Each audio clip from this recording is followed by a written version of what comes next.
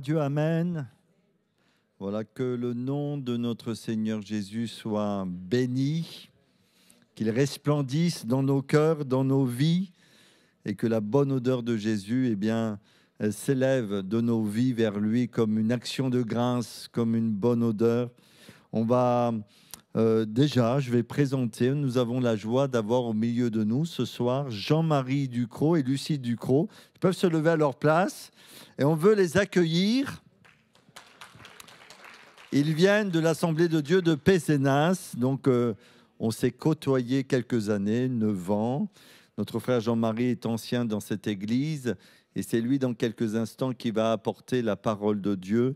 Mais ils font aussi beaucoup d'autres services. Que Dieu les bénisse. On est très heureux de les avoir avec nous pour cette soirée. Ils vont passer un petit peu, quelques jours en Normandie. Ils ont du soleil, super, comme quoi c'est merveilleux. Mais en tout cas, que Dieu les bénisse abondamment et on veut vraiment les accueillir chaleureusement. On va laisser la place à Lucie, puisque je lui ai demandé qu'elle nous parle de son expérience de salut, qu'elle raconte comment Jésus est rentré dans sa vie. Eh bien, que Dieu la bénisse. On va lui dire vraiment de monter. On lui laisse toute la place pour qu'elle puisse parler de cette rencontre avec Christ. Bonsoir à tous. Je vous avoue que je suis très intimidée parce que je n'ai pas la parole facile, surtout en public. Après, on me dit que je suis bavarde, mais en privé. Voilà. Eh bien, oui, c'est vrai, c'est toujours une grande joie de pouvoir dire ce que le Seigneur a fait dans notre vie. Et je vais essayer de partager avec vous sans être trop dans les détails et trop longue. Mais tout d'abord, je voudrais dire qu'à l'âge de 18 ans, eh bien, j'étais une jeune fille qui était désespérée, déçue de la vie et je ne voyais pas d'avenir pour moi. J'étais triste et j'étais angoissée et j'avais peur de la mort. Et je me disais, et puis en plus, je me détestais, je ne m'aimais pas. Et j'avais envie de devenir quelqu'un d'autre. Et toujours, parce que j'ai grandi, j'ai eu une éducation religieuse quand même, et j'avais un peu cette notion de Dieu que je ne connaissais pas, mais j'avais l'impression quand même qu'il était là et qu'il me regardait, qu'il me surveillait, qu'il veillait sur moi malgré tout. Et je disais toujours, Dieu, si tu existes, mais j'aimerais bien devenir une autre Lucie.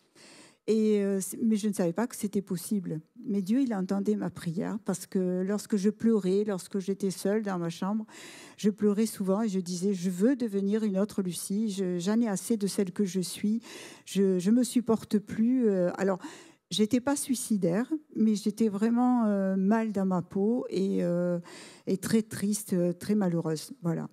Je veux commencer par le début. Quand j'étais enfant, donc, je suis née dans un foyer où mes parents étaient aimants. Je n'ai manqué de rien. On n'était pas riches, mais on n'était pas pauvres non plus.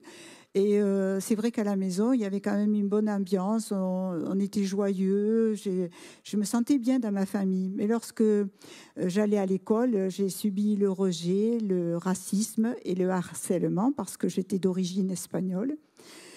Et... Pardon. Et donc, quand je rentrais à la maison, je ne disais rien à mes parents parce que je ne voulais pas leur faire de la peine. Et je cachais ma détresse. Et je faisais comme si rien n'était. Et donc, j'ai grandi comme ça. Et lorsque je suis arrivée à l'adolescence, eh bien, dans mon cœur, il y avait tellement de haine et tellement de violence à l'égard de la société, à l'égard de toute cette injustice que, en fait, j'étais une enfant assez sage, assez raisonnable. Et à l'adolescence, je suis devenue tout le contraire. J'étais vraiment rebelle. Je supportais plus personne. Enfin, j'étais pas agressive, mais en fait, j'étais pas bien, quoi. Et je n'avais pas de vrais amis non plus. Et donc, c'est pour ça qu'à l'âge de 18 ans, eh bien, j'étais aussi mal. Voilà, ça explique un petit peu mon parcours. J'ai quitté l'école parce que, déjà parce que j'arrivais pas à suivre comme il faut, puisque j'étais dans la colère et dans le rejet de beaucoup de choses. Et je suis partie travailler parce que mon père, on était 4 enfants, et donc j'ai dû aller travailler parce que mon père, il voulait que je travaille jeune pour aider un petit peu au foyer, pour subvenir aux besoins de tout le monde. Et donc, n'ayant pas mes papiers de naturalisation, ni ma carte de séjour, ni ma carte de travail, eh bien, j'étais obligée de trouver un travail où on acceptait de me faire les papiers. À l'époque, hein, c'était pas comme aujourd'hui. Enfin, je crois que c'est difficile aussi aujourd'hui pour ceux qui arrivent de l'étranger. Et donc, j'ai accepté d'aller travailler dans un bar parce que c'était une connaissance à des voisins pour qui je faisais le jardinage quand j'étais jeune.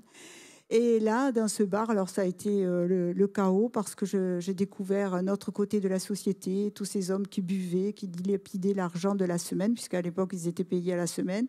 Et quand ils avaient touché la paye, eh bien, ils allaient au bar PMU et ils faisaient les paris, et puis ils buvaient.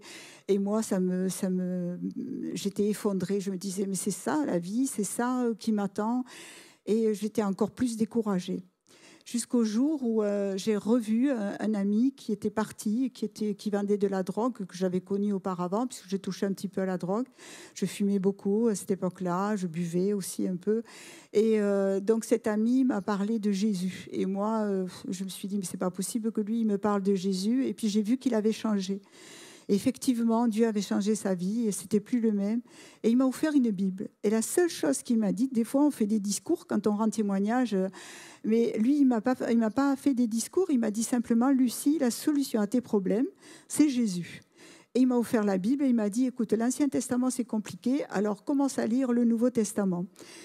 Et je ne l'ai pas ouverte tout de suite, mais cette Bible, elle m'a accompagnée quelque temps, là, comme ça. Et puis un jour, je me suis décidée, j'ai dit, je vais la lire. Parce que j'étais tellement malheureuse que je me suis dit, pourquoi pas essayer. Et là, j'ai commencé à lire, et plus j'avançais dans les évangiles, et plus je voyais que Jésus, il était amour, que ce n'était pas le Jésus que je connaissais, si lointain, que Dieu voulait s'occuper de moi. Au fur et à mesure que je lisais, je comprenais que Dieu m'aimait.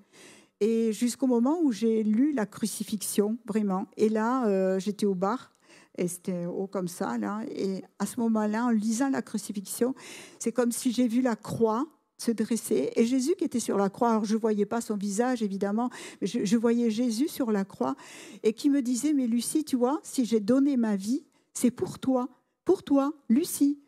Et là, je me suis effondrée. Je me suis mise à pleurer et je me suis sentie tellement sale, tellement misérable, et je demandais pardon et je pleurais. Et ces larmes, au début, c'était vraiment des larmes parce que j'avais des regrets, je me sentais souillée, je me sentais tellement indigne. Et après, ces larmes, petit à petit, se sont devenues des larmes de joie parce que j'étais inondée de l'amour de Dieu. Et je vous assure, depuis ce jour-là, ma vie, elle a complètement changé. Et donc, j'ai démissionné de ce travail. Je n'avais pas encore mes papiers, mais je me suis dit, eh bien, Dieu, il a touché mon cœur, c'est qu'il veut faire quelque chose de bon pour moi. Et la vie que j'ai menée jusqu'à maintenant, elle n'était pas bien. Alors, je veux commencer cette vie nouvelle. Et c'est là que j'ai découvert aussi, en lisant les évangiles, que Jésus avait dit à Nicodème qu'il fallait naître de nouveau. Et moi, j'ai vraiment ressenti ce besoin de naître de nouveau. Alors, je savais que je ne pouvais pas naître en tant qu'être humain, mais dans mon cœur, il s'était passé quelque chose et c'était une nouvelle Lucie. Et j'ai compris que Dieu avait entendu ma prière et qu'il avait permis que j'ai cette Bible et qu'il avait permis que je sois au contact de l'Évangile pour pouvoir le découvrir. Et à partir de là, bien, j'ai commencé aussi à chercher une église où on vivait le plein Évangile. Je suis rentrée dans une église comme celle-ci. Et là, Dieu a touché mon cœur. Je me suis sentie en famille, je me suis sentie accueillie. J'arrivais de l'extérieur, on ne m'a pas regardée, je ne me suis pas sentie rejetée comme j'aurais pu le ressentir auparavant. Je me suis sentie aimée, à l'aise. Et je me suis dit, c'est là ma famille. J'ai vraiment compris dans mon cœur que c'était ma famille spirituelle. Et j'ai commencé à aller aux réunions de prière et à suivre les réunions, à suivre le Seigneur.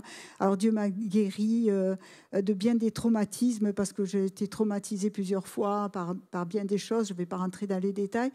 Dieu m'a guéri dans mon cœur, tout ce malheur qu'il y avait, toute cette détresse, ces angoisses sont parties. Je me sentais libre, je me sentais dans la joie. Et c'était vraiment son œuvre parce que j'ai rien fait pour ça. Plus je m'approchais de lui, et plus je sentais des fardeaux qui partaient, des choses qui disparaissaient. Je me disais, ah tiens, ça, je le fais plus. Ah, ça. Il m'a délivré de la cigarette parce que je fumais énormément. Et vraiment, ça fait des années, donc je n'ai plus du tout eu envie de fumer. Et il a fait vraiment tellement de choses merveilleuses que on ne peut pas tout dire, mais je voudrais quand même partager avec vous que par un traumatisme, je suis devenue stérile, mes règles se sont arrêtées. Et donc, quand on s'est marié avec Jean-Marie, je n'étais pas guérie, mais dans mon cœur, Dieu m'avait mis une promesse comme quoi il me guérirait, mais en son temps. Alors, j'avais fait des traitements, puis j'ai tout abandonné et j'ai dit, maintenant, Seigneur, je te fais confiance. Et un dimanche matin, prenant le pain et le vin au culte, j'ai été visitée par le Seigneur et le Seigneur a guéri mon esprit, mon âme et mon corps. Et là, j'ai pu avoir des règles normales. Et Dieu a permis que j'ai 2 filles avec des grossesses à risque, atypiques, où j'ai été hospitalisée bien souvent. Mais Dieu, au travers de ce parcours difficile, cherchait mon cœur, parce que ça a été pour moi un parcours où parce que j'étais dans la difficulté, c'était difficile pour enfanter ces enfants. J'ai cherché vraiment le Seigneur de tout mon cœur et pendant cette période-là, souvent je pensais à Anne qui avait fait cette prière pour Samuel. Et donc, j'ai consacré mes 2 filles, la première d'abord, puis après la deuxième. Et après, comme j'avais des ennuis de santé, justement à cause de ça, de ces grossesses difficiles, le docteur a dit non, c'est fini, plus d'enfants, sinon vous allez y rester tous les 2. Donc voilà. Et j'ai vraiment vu la main de Dieu dans sa bénédiction parce qu'il a permis que j'ai ces 2 enfants. Et pour moi, c'était un cadeau de Dieu. C'était vraiment un don de Dieu. Et ces enfants, on les a élevés dans le Seigneur et dans le respect, évidemment, comme tous parents, en souhaitant qu'elles aient le meilleur. On les a choyées, bénies. Mais dans mon cœur, je savais qu'un jour, elles serviraient le Seigneur. Et c'est ce qu'elles font aujourd'hui, parce que toutes les 2, elles sont mariées avec des pasteurs et elles servent de tout leur cœur le Seigneur. Et donc, voilà, ça, c'était une des grâces du Seigneur. Et voilà, que vous dire de plus? C'est que la fidélité de Dieu, elle est grande quand on lui fait confiance. Ça fait des années maintenant qu'on marche avec le Seigneur, qu'on le sert de tout notre cœur. Et on est heureux de le faire. Et c'est vrai qu'on ne mérite rien, on n'est pas digne. Mais le Seigneur est tellement bon, il a décidé de se servir de chacun de nous, de faire de chacun de nous ses témoins. Et aujourd'hui, voilà, je suis contente de vous partager ce qu'il a fait dans ma vie et de vous dire que, voilà, si vous ne le connaissez pas, c'est bien aussi de pouvoir vous s'approcher et de le mettre au défi, parce que moi, j'avais dit, je voulais devenir quelqu'un de nouveau, et c'est ce qu'il a fait. Il a fait de moi quelqu'un de nouveau. Voilà. Merci Seigneur, à lui seul la gloire.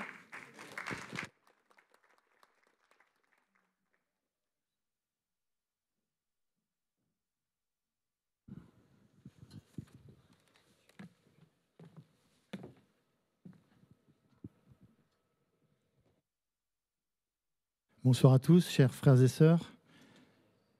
C'est toujours un plaisir de découvrir des nouveaux membres de la famille. La famille de Dieu, c'est une grande famille. Et c'est vrai que chaque église, elle est particulière parce que nous sommes tous différents. Mais l'église, c'est une maison de prière pour tous les peuples. C'est écrit sur ce mur, là. Tous les peuples, toutes les ethnies, toutes les générations, tous les âges. Et ce que les politiciens n'ont jamais réussi à faire, ce que toutes les idéologies n'ont jamais réussi à faire, Jésus l'a fait en créant l'Église, une nouvelle humanité où il y a l'amour, où il y a le respect, où il y a le sang de Jésus qui a lavé nos cœurs, qui nous communique de bonnes dispositions, et nous marchons dans le respect, dans l'amour fraternel, dans la bienveillance. Et ça, ce sont des valeurs célestes qui nous ont été communiquées par la grâce de Dieu. Et l'Église, elle est belle. Elle est multiforme, elle est multiethnique, mais elle est belle, elle est extraordinaire. J'aimerais parler ce soir d'un sujet qui n'est pas trop vendeur. La soumission. La soumission et l'autorité. Soumission et autorité. Alors ça paraît bizarre, hein? Alors on va lire un texte dans Matthieu 21-23. Matthieu, chapitre 21, verset 23.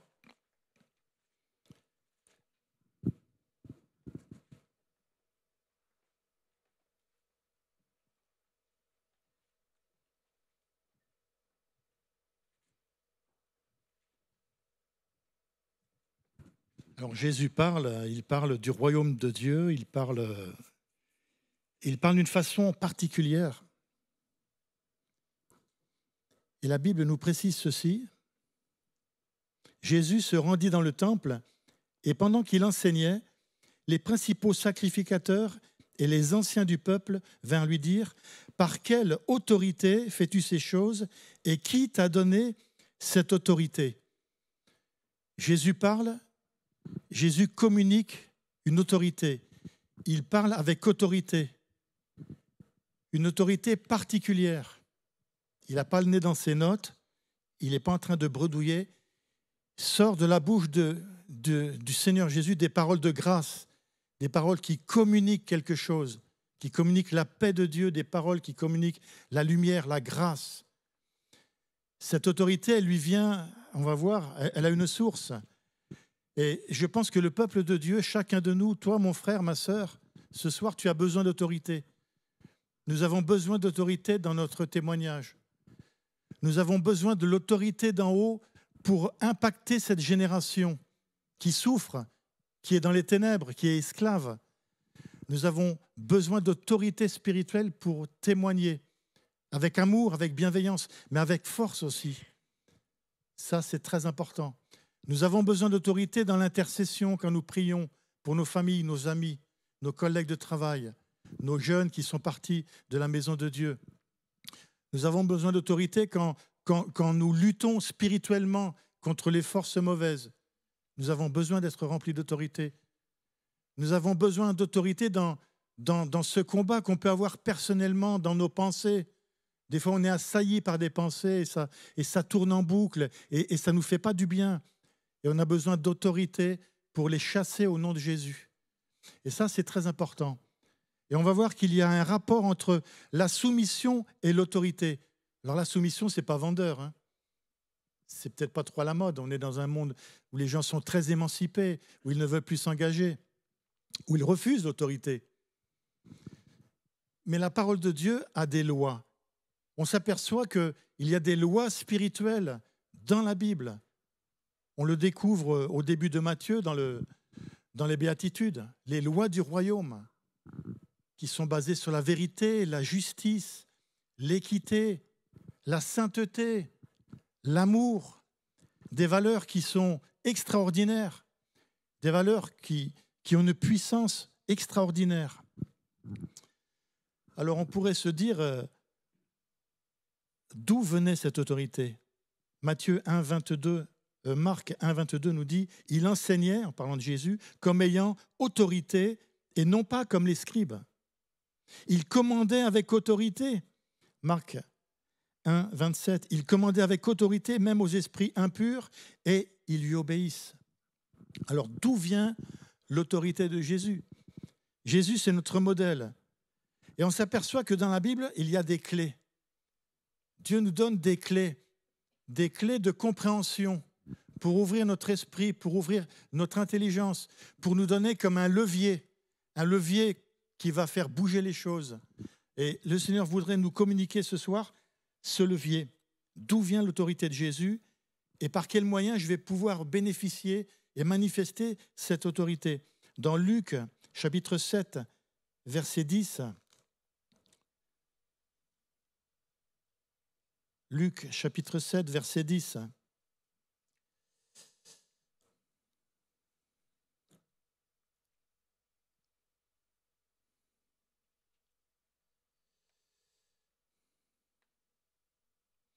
Alors donc, on voit qu'il y a le centenier, qui a un serviteur qui est très malade. Ce centenier envoie des amis auprès de Jésus. On lui dit « Viens parce que mon serviteur est à l'extrémité. » J'y tiens beaucoup à ce serviteur.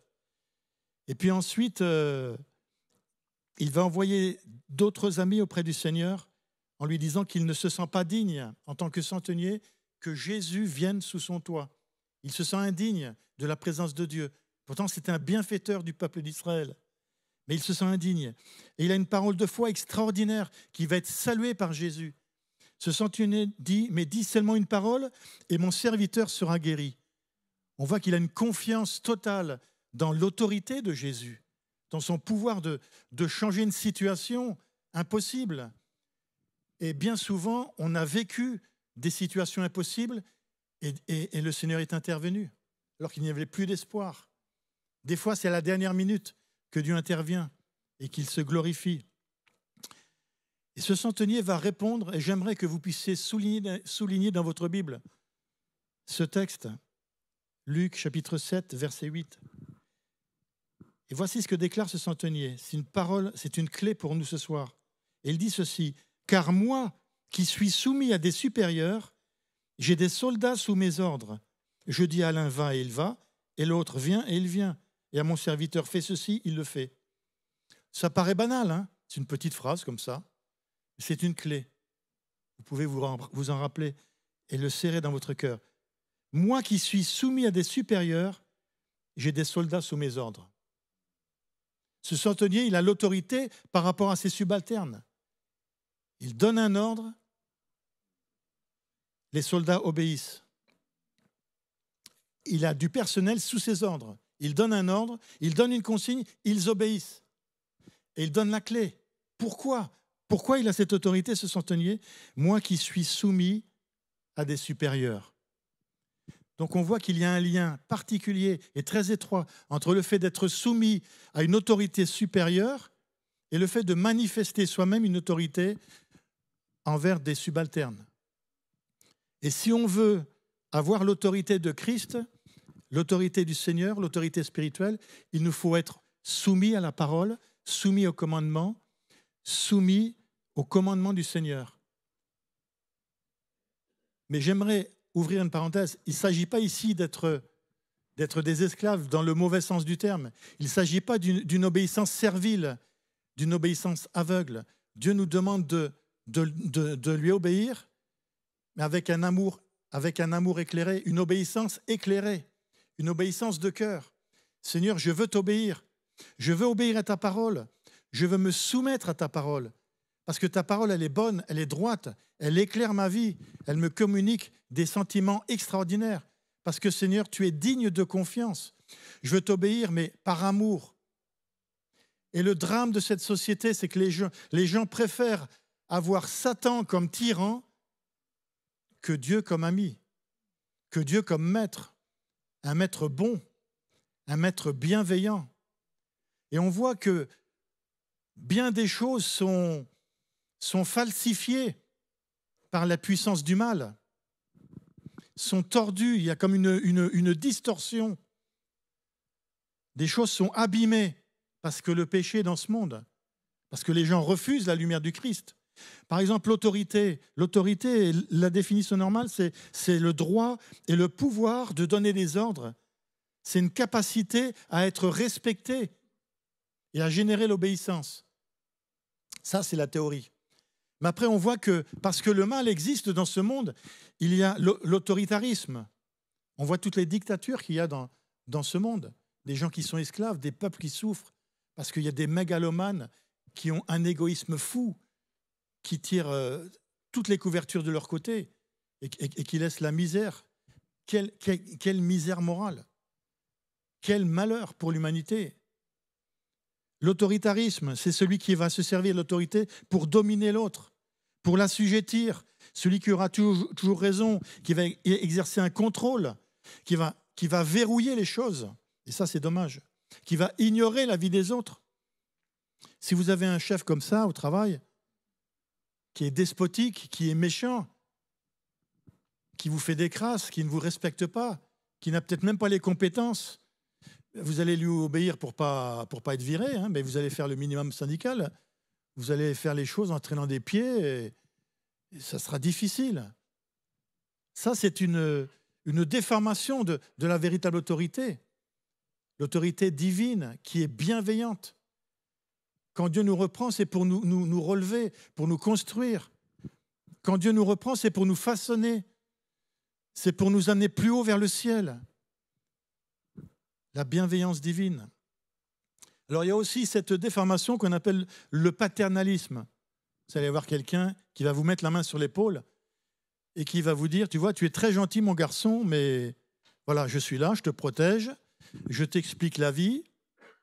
C'est très bien, si tu as un problème, tu viens me voir. Mais attention, hein, tu vas dire ce que je dis, tu vas dire ce que je te dis de dire, tu vas penser ce que je pense, tu vas tout faire comme moi, je ne veux pas une oreille qui dépasse. Hein. Attention, là. Alors, je te protège, un petit peu d'affection, mais je contrôle ta vie aussi. Mais ça, ce sont des relations qu'on appelle toxiques. Parce que sous un couvert d'affection et de paternalisme, on contrôle l'individu, on le formate.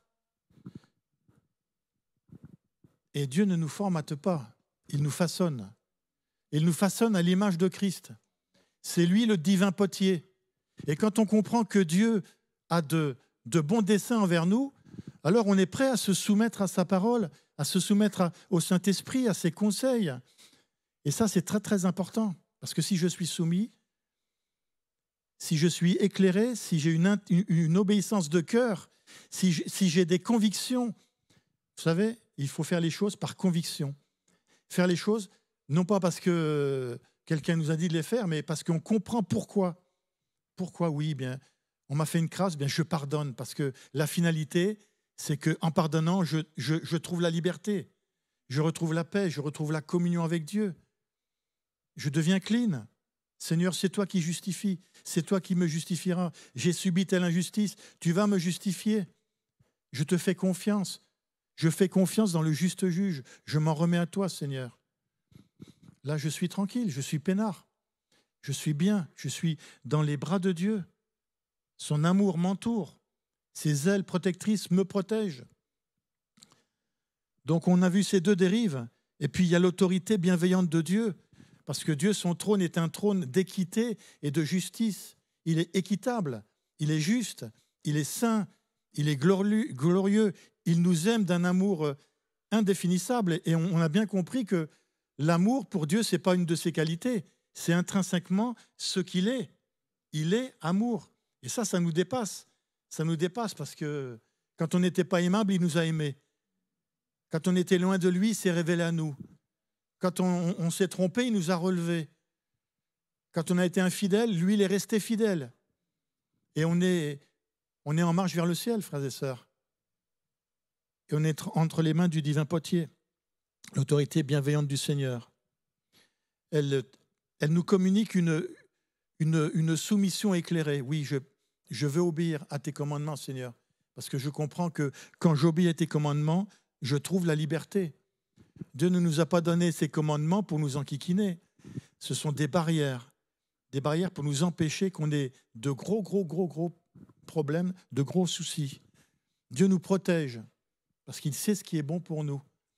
Et quand j'obéis à Dieu, je découvre la liberté dans l'obéissance.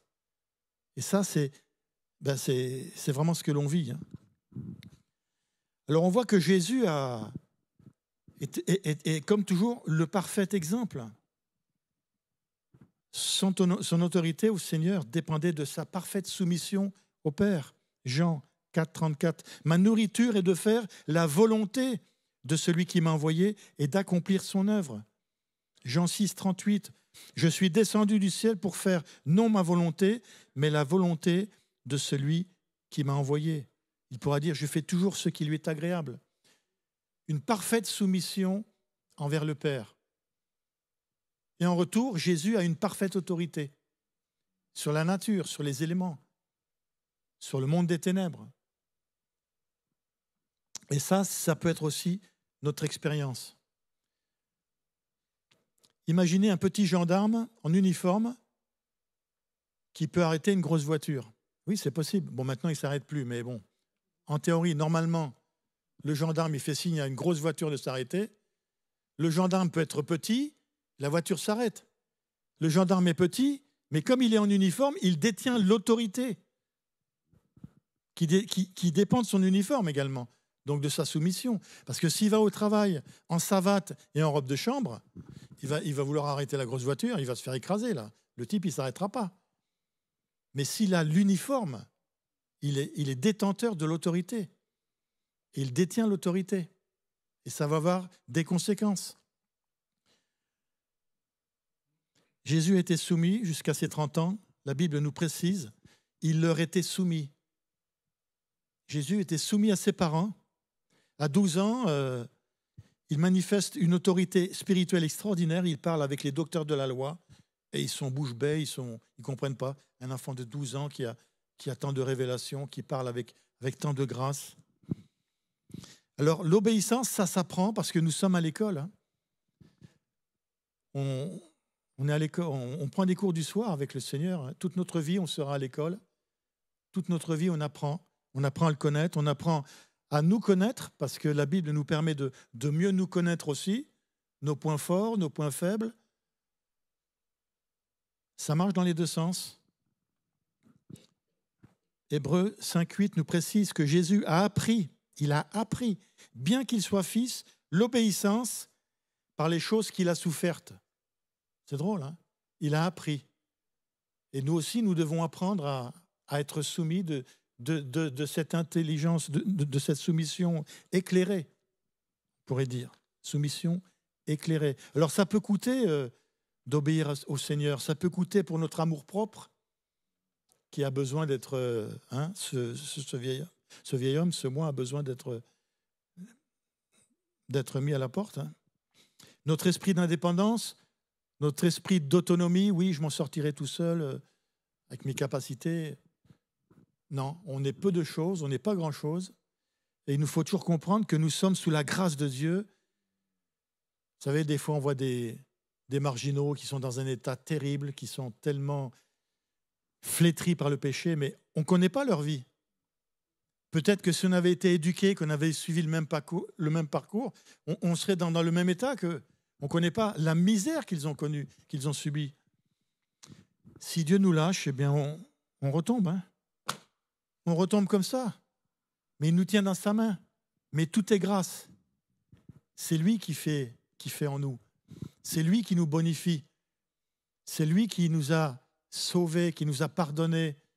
C'est lui qui a fait que on a pu respirer librement parce qu'on a déposé nos fardeaux, nos péchés à ses pieds. Il a fait des choses merveilleuses et il continue. Mais j'aimerais dire que Dieu a un droit de regard sur nos vies parce qu'il est notre Seigneur. Et des fois, quand on se convertit, on dit « Oui, Jésus, il est mon sauveur ». Et on met quelques années à comprendre que oui, mais il est aussi notre Seigneur. Il a le droit d'être notre Seigneur parce qu'il nous a racheté un prix immense. Il a un droit de regard sur nos vies. Et son regard est bienveillant. Je répète, Malachie l'a très bien résumé, Malachie 1,6. Et Dieu dit par le prophète, « Si je suis père, où est l'honneur qui m'est dû ?» Parce qu'il y avait des défaillances dans le peuple de Dieu par rapport à ça. « Si je suis père, où est l'honneur qui m'est dû ? Si je suis maître, où est la crainte qu'on a de moi ?» Non pas la peur, la crainte respectueuse. Dieu attend cela de nous, mais il en est digne. Nous sommes fils et filles du Père Céleste, et cela implique des droits. Nous avons des droits, c'est vrai. Nous sommes également des serviteurs, et cela implique des devoirs. Nous sommes serviteurs, servantes du Dieu très haut. Cela implique aussi des devoirs. Il y a les droits, les avantages, il y a aussi les devoirs. Et le prophète continue en disant, « Si nous sommes fils, où se trouve notre obéissance ?» Alors, je ne connais pas vos vies. Est-ce que vous êtes obéissants envers le Seigneur ? Je laisse cette question sur votre cœur. Si nous sommes fils, où se trouve notre obéissance ? Si nous sommes serviteurs, où se trouve notre dévouement ? Vous savez, servir Dieu dans les petites choses, dans les grandes choses, c'est une source d'épanouissement, parce qu'on a été fait pour ça. Quand vous servez Dieu, quand vous servez vos frères et sœurs par un service dans l'Église, quand vous servez votre prochain, eh bien, vous pensez moins à ce petit bouton qui vous est sorti sur le nez, là, puis qui vous énerve. Là. Vous n'y pensez plus. Vous regardez moins le nombril parce que vous êtes ouvert aux autres, vous servez les autres. Et quand je sers mon frère, je sers Christ. Quand je sers mon prochain, je sers le Seigneur. Dieu a préparé des œuvres pour chacun de nous afin qu'on les pratique. Servir Dieu, c'est beau parce qu'on a été créé pour ça. Parce qu'on porte du fruit, c'est du bonus, c'est du plus. Ces œuvres, elles vont nous suivre. On n'emportera rien, mais les œuvres des saints les suivent. C'est un capital qu'on se construit au ciel. C'est important de servir Dieu.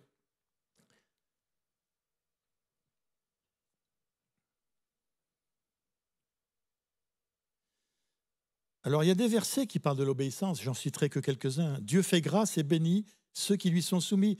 Mais on voit que c'est important dans le cœur de Dieu, dans sa parole. C'est une loi spirituelle. On ne peut pas passer à côté. Vous avez des lois physiques. Vous savez, je parlais de la gravité tout à l'heure. Si vous êtes d'accord avec la gravité, si vous n'êtes pas d'accord avec la gravité, vous êtes obligé de la subir. C'est une loi, c'est indubitable. Satan est vaincu et fuit devant ceux qui sont soumis à Dieu. C'est très important, ça. L'autorité spirituelle, dans ce domaine, elle fonctionne. Et elle fonctionne très, très bien. Mais avant, il faut la soumission. Quand j'étais jeune converti, j'ai commencé à souligner ma Bible, des versets. Entre parenthèses, je vous conseille d'avoir une Bible où vous surlignez des textes qui vous parlent. Et aussi de lire une autre Bible où vous n'avez aucun texte surligné. Parce que quand vous lisez votre Bible qui est surlignée, vous allez forcément regarder le texte qui est surligné. Peut-être que Dieu veut vous parler par le verset qui est juste au-dessus ou juste après. Vous voyez, les deux sont bien. Et moi, j'ai souligné dans Jacques 4,7 « Résistez au diable et il fuira loin de vous ». Ça m'a plu de suite. J'ai surligné. Résistez au diable et il fuira loin de vous. Jacques 4,7. Mais avant, le début du verset, c'est « Soumettez-vous donc à Dieu, virgule, et la conséquence, résistez au diable et il fuira loin de vous. » Mais il y a un ordre précis, chronologique. Je me soumets à Dieu, je résiste au diable et il fuira loin de moi. J'aurai l'autorité spirituelle. Mais il y a un principe dont on ne peut pas s'émanciper. L'autorité de sa parole et de son esprit. Accepter la parole de Dieu dans son ensemble, dans sa globalité. On ne peut pas se permettre d'arracher des pages. Vous avez des gens, ils doivent arracher des pages pour être en rapport avec leur conscience ou avec leurs idées, mais il y en a, il ne reste plus que la couverture. C'est pas possible. Ça ne fonctionne pas. Par exemple, Acte 2,4, la naissance d'Église. Acte 2,41, pardon. Ceux qui acceptèrent sa parole furent baptisés. Accepter la parole de Dieu, c'est la comprendre. C'est l'accepter, mais c'est lui obéir. C'est s'y soumettre. On voit que c'est capital. Il y a beaucoup de textes qui en parlent. Acte 5, 32. Dieu donne son esprit à ceux qui lui obéissent. C'est clair, je veux dire, il n'y a pas besoin de faire 8 ans d'études théologiques pour comprendre ce texte. Dieu donne son esprit à ceux qui lui obéissent. Mais qui lui obéissent non pas en traînant des pieds, on l'a compris, qui lui obéissent avec clairvoyance, parce qu'ils comprennent pourquoi. Parce que oui, Dieu est bienveillant. Dieu veut le meilleur pour nous. Il est digne. Il est digne qu'on lui soit soumis. Et ça, c'est important et c'est pour ça qu'on le partage ce soir. Alors, il y a des tests. Il y a « Soyez soumis à toutes les autorités humaines », nous dit 1 Pierre 2,13. C'est-à-dire que si on n'est pas soumis, j'allais dire à notre pasteur, oui, parce que vous avez des gens qui ne sont pas soumis à leur pasteur, ils disent « Moi, je suis soumis qu'à Dieu ». Mais si je ne suis pas soumis à mon pasteur que je vois, comment je peux être soumis à Dieu que je ne vois pas? La Bible nous demande d'être soumis aux autorités aussi. C'est un test, c'est une préparation. Oui, je respecte la limitation de vitesse, heureusement, parce qu'on a eu plein de radars aujourd'hui. Ça a été, et puis heureusement qu'on a le régulateur, parce que il faut se soumettre. C'est aussi une école, c'est pas toujours facile, mais c'est une école et ça a une portée spirituelle. Et la Bible me demande d'être soumis aux autorités. Serviteurs, soyez soumis à vos maîtres. Éphésiens 5, 18, vous soumettant les uns aux autres. Dans l'Église, on est amené à se soumettre les uns les autres.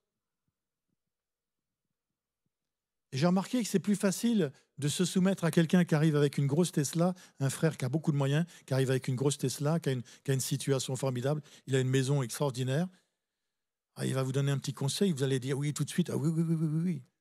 Mais si c'est un frère qui est peut-être plus humble ou une sœur plus humble que vous, qui a moins d'instructions et qui va vous se permettre de vous donner un conseil, ça va être peut-être plus difficile de se soumettre à lui. Mais pourtant, Dieu peut l'utiliser pour me parler. Vous voyez ? On a à être soumis les uns aux autres avec bienveillance, avec compréhension. Parce que c'est une école. Tout ça, c'est une école. On est à l'école du Seigneur, oui. Soyez soumis les uns aux autres. C'est un gros problème, la soumission. Vous savez ? Rappelez-vous, Moïse monte 40 jours sur le mont Sinaï, il ne revient pas, le temps passe. Aaron, il dit, oui, le peuple commence à murmurer. Alors, ils ont pris tous les objets d'or qu'ils avaient, ils ont mis ça dans un moule, et comme par hasard, il y a un veau d'or qui est sorti. Ah, ce n'est pas de notre faute, hein, c'est la faute du moule. Nous, on n'y est pour rien. Un veau d'or. Donc, on comprend une chose, c'est que le peuple est rebelle, le peuple est impatient, comme on peut l'être aussi nous-mêmes. Il se fabrique quoi ? Un veau d'or. Et c'est très significatif. Le veau, il est en or. L'or, c'est la divinité dans la Bible. Donc, ils veulent se fabriquer un Dieu à eux. Il y a de l'or, c'est du divin, mais c'est un veau. C'est un veau, un animal servile. Ce n'est pas le tigre du Bengale qui les aurait mangés. Non, non, c'est un veau. Un veau en or. Il y a l'or, donc la divinité. Je me fabrique mon Dieu. Il est vrai, il est en or. Mais c'est un veau. Il est servile. Il m'obéit. Il va m'être soumis. Au lieu d'être soumis à l'Éternel, il se fabrique un Dieu qui va leur être soumis à eux. C'est incroyable. Hein ? Et on est en train de vivre dans tout ce qui est nouvelle technologie, qu'on appelle le transhumanisme aux États-Unis, dans toutes ces start-up qui créent le futur, qui fabriquent des robots et ils veulent fabriquer un homme augmenté, un homme qui ne mourra pas. Ils veulent se connecter avec des machines. Et la philosophie du transhumanisme, c'est de dire Dieu n'existe pas, inventons-le. Mais c'est l'homme qui veut se déifier, en fait. Ils veulent devenir leur propre Dieu. Mais ça ne marchera pas, parce qu'il n'y a qu'un seul Dieu, l'Éternel, le Dieu d'Abraham, d'Isaac et de Jacob. Il n'y a que Jésus qui sauve. Il n'y a que le nom de Jésus qui nous délivre, qui nous pardonne. Il n'y a que le sang de Jésus sur la croix qui pardonne nos péchés, nos fautes, qui nous libère de la condamnation qui était sur nos vies. Il n'y a que ça, il n'y a que lui, c'est le seul sauveur, le seul Seigneur. Le reste, c'est une utopie mensongère. Dieu aussi a dit « Faisons l'homme à notre image » au début de la Genèse, et qu'il domine sur la création. Donc il y a un rapport entre l'image et la domination, et le fait de dominer. Et en fait, on ressemble à ce qu'on regarde. Alors ne regardez pas trop de films d'horreur, ça ne doit pas vous arriver, hein, j'espère, ou des films où il y a beaucoup de violence, où il y a des choses impures. Ne le faites pas parce qu'on ressemble à ce qu'on regarde, à ce que l'on regarde. La Bible nous invite à regarder à Jésus. Et quand on regarde à Jésus, on est transformé par le Saint-Esprit de gloire en gloire. Il y a un processus de gestation en nous. Dieu nous façonne. Le Saint-Esprit façonne Jésus en nous. Et Dieu se bonifie en nous. Il met des couleurs en nous. Il nous communique ses sentiments, ses qualités. Il nous aide. Et ça, c'est merveilleux. Faisons l'homme à notre image et qu'il domine. Plus l'image de Christ sera formée en nous, plus nous le reflèterons en manifestant le fruit de l'Esprit et plus nous aurons également son autorité. Qu'est-ce que le Satan a dit à Adam et Ève ? Il leur a dit, en paraphrasant, « Désobéissez et vous serez comme des dieux ». Dieu écrit avec un D minuscule, bien sûr. Ça, c'était un mensonge, parce que le résultat, ça a été la misère humaine. Ça a été la guerre, ça a été la crainte, ça a été la peur, ça a été l'angoisse, ça a été la séparation avec le Créateur. Désobéissez, vous serez comme des dieux. Oh, c'est pas grave, tout le monde le fait, tu peux le faire. C'est pas grave, personne t'a vu. Mais non. Dieu réclame une intégrité envers lui. Et quand on décide d'être intègre, même si on n'en a pas la force, Dieu va nous communiquer la force d'être intègre. Et là, on fabrique notre propre bonheur. Parce que Dieu fait l'impossible, mais on a une part à faire aussi.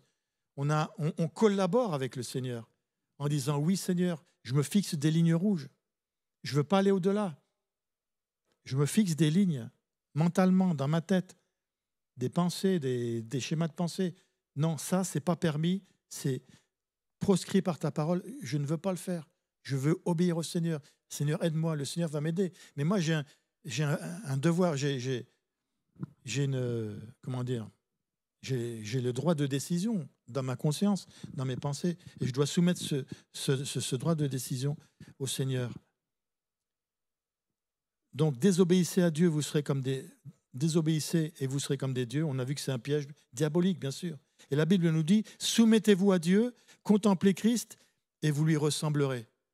Et ça, c'est le bon chemin, ça. Ça, c'est le chemin qui va vers le ciel.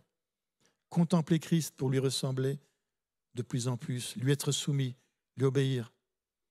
Alors, Hébreux 13, 17, je ne dis pas ça pour failloter envers mon ancien pasteur, mais la Bible dit, obéissez à vos conducteurs et soyez-leur soumis. Ça aussi, c'est écrit, même si c'est peut-être plus trop dans l'air du temps, mais c'est important. C'est important, l'obéissance, la soumission aussi à nos conducteurs spirituels, aux anciens, et puis, on l'a vu plus largement, mutuellement. Tout ça, c'est une école, mais ce sont des clés qui vont nous aider à avoir l'autorité de Christ, qui va se manifester dans notre vie spirituelle, dans notre témoignage, dans nos luttes, dans nos combats.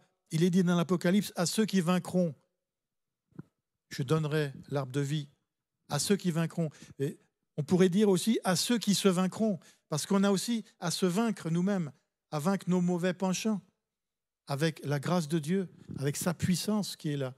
Mais on collabore avec le Seigneur. Job dira, Job 23, 12, « J'ai fait plier ma volonté aux paroles de sa bouche. » C'est pas Jésus qui l'a fait, ça.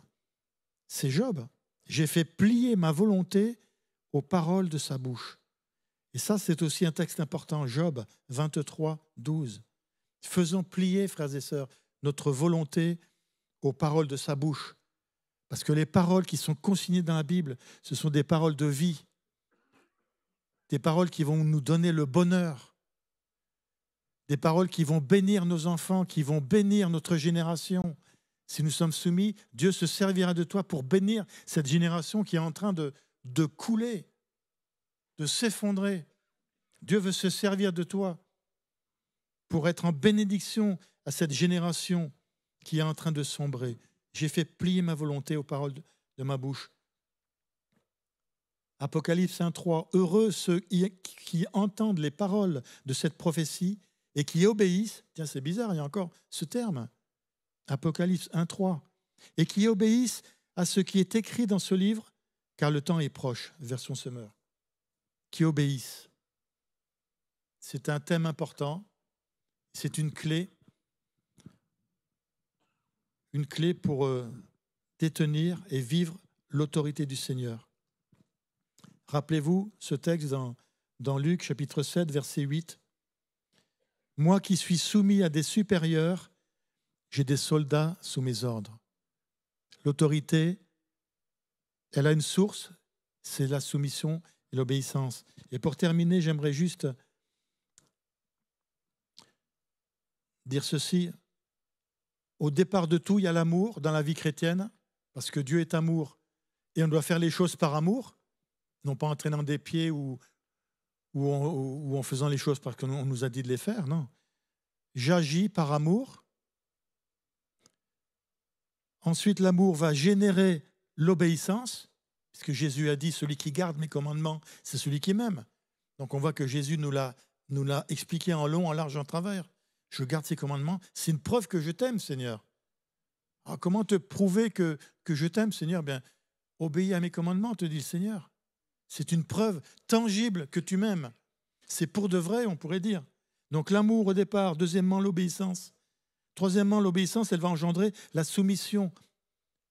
Une soumission éclairée, je sais pourquoi, je fais les choses par conviction, je me soumets à ta parole parce qu'elle est bonne, parce que tu es un Dieu bienveillant, Seigneur, parce que tu veux mon bonheur et mon salut. Et la soumission va engendrer l'autorité spirituelle dont nous avons besoin. Amour, obéissance, soumission éclairée, autorité. C'est une loi spirituelle. C'est aussi une clé pour chacun de nous ce soir. La source de l'autorité, si on prend le schéma à l'envers, la source de l'autorité, c'est la soumission. La source de la soumission, c'est l'obéissance. Et la source de l'obéissance, c'est l'amour. Et dans ce sens-là, ça marche. Ça marche. Je le répète pour terminer, pour bien imprimer. En premier, l'amour. Deuxième, l'obéissance. Troisièmement, la soumission. Quatrièmement, l'autorité. La source de l'autorité, c'est la soumission. La source de la soumission, c'est l'obéissance. Et la source de l'obéissance, c'est l'amour. Amen. Que Dieu vous bénisse richement et que le Seigneur nous aide à mettre en pratique sa parole, à comprendre cette clé ce soir qu'on a reçue, à la mettre en pratique, à la vivre. Et ça va nous servir grandement. On va être une source de bénédiction. Oui, Seigneur, merci pour ta parole. Merci de nous aider à la garder. Merci de nous aider à la serrer dans notre cœur, Seigneur. Merci, mon Dieu, de nous aider à la mettre en pratique, à la vivre, afin que nous puissions avoir ton autorité, Seigneur, dans nos prières, dans notre intercession, dans nos combats spirituels pour les autres, pour nous-mêmes, pour ce monde que nous désirons impacter par ta parole, dans notre témoignage. Tu nous revêtras de ton autorité, Seigneur. Merci de bénir chacun de mes frères et sœurs ce soir. Tu les oins, tu les aides à garder cette parole, à la mettre en pratique, à la vivre, à avoir un impact, Seigneur, par ton amour, par cette autorité, cette soumission, Seigneur, cette obéissance bienveillante et éclairée. Amen. Gloire à Dieu.